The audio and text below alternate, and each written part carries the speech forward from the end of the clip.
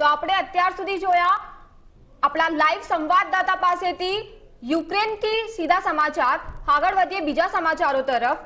યુક્રેનના રાષ્ટ્રપતિ વોલોદિમીર ઝેલેન્સ્કીએ કહ્યું કે યુક્રેનને નાટોનું સભ્યપદ નથી જોઈતું। તેઓ બે અલગ અલગ રશિયાના સમર્થક વિસ્તારની સ્થિતિ અંગે સમજૂતી કરવા માટે પણ તૈયાર છે। આ બંને વિસ્તારને પુતિને યુક્રેન પર આક્રમણ કરતા પહેલા સ્વતંત્ર જાહેર કર્યા હતા।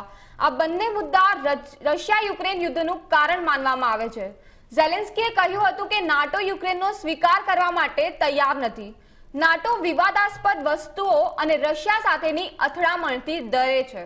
નાટોના સભ્યપદનો ઉલ્લેખ કરતા તેમણે જણાવ્યું કે હું એવા દેશનો રાષ્ટ્રપતિ બનવા ઈચ્છતો નથી જેને જોઈતી વસ્તુની ભીખ માંગવી પડે। અત્રે ઉલ્લેખનીય છે કે રશિયા ઈચ્છતું નથી કે યુક્રેન નાટોમાં સામેલ થાય। રશિયા નાટોના વિસ્તરણને જોખમની રીતે જુએ છે કારણ કે તે પોતાની સરહદ પર કોઈ વિદેશી સેના આવે તે ઈચ્છતું નથી। 24મી ફેબ્રુઆરીના રોજ યુક્રેન પર આક્રમણ કરતી પહેલા રશિયાના રાષ્ટ્રપતિ પુતિને યુક્રેનના ડોનેત્સ્ક અને લુહાન્સ્ક વિસ્તારને સ્વતંત્ર દેશ જાહેર કર્યા હતા। હવે પુતિન ઈચ્છે છે કે યુક્રેન પણ તેને આ દરજ્જો આપે। આ અંગે ઝેલેન્સ્કીએ કહ્યું હતું કે તે વાતચીત માટે તૈયાર છે। અત્રે ઉલ્લેખનીય છે કે છેલ્લા ઘણા સમયથી છેલ્લા 14 દિવસથી રશિયા યુક્રેન વચ્ચે યુદ્ધ ચાલી રહ્યું છે। તેની શરૂઆત એ રીતે થઈ હતી કે રશિયાએ ડોનેત્સ્ક અને લુહાન્સ્ક આ બે વિસ્તારને સ્વતંત્ર રાષ્ટ્રનો દરજ્જો આપ્યો હતો અને પાછળથી રશિયાએ યુદ્ધની શરૂઆત કરી હતી। છેલ્લા 14 દિવસમાં ચાલી રહેલા યુદ્ધમાં બંને પક્ષે ખૂબ જ નુકસાન થયું છે। એક અંદાજ પ્રમાણે યુક્રેનમાં $10,000 મિલિયન ઇન્ફ્રાસ્ટ્રક્ચરનો લોસ થયો છે અને નાટોએ પણ આ મુદ્દે સીધી યુક્રેનને મદદ કરવાની સ્પષ્ટ મના કરી દીધી છે કારણ કે પુતિને ચીમકી આપી છે કે જો કોઈ અન્ય દેશના સૈનિકો અથવા શસ્ત્રો યુક્રેનની મદદે આવશે તો રશિયા તેને પોતાના વિરુદ્ધ જ ગણશે।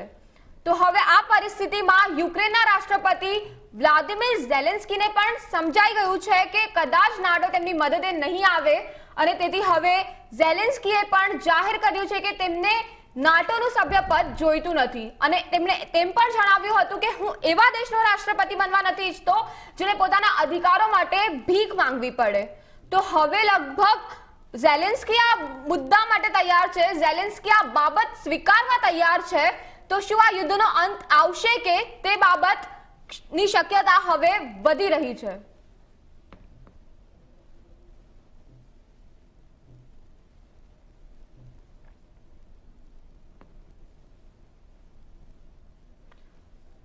યુક્રેનના રાષ્ટ્રપતિ વોલોદિમીર ઝેલેન્સ્કીએ કહ્યું કે યુક્રેનને હવે નાટોનું સભ્યપદ નથી જોઈતું।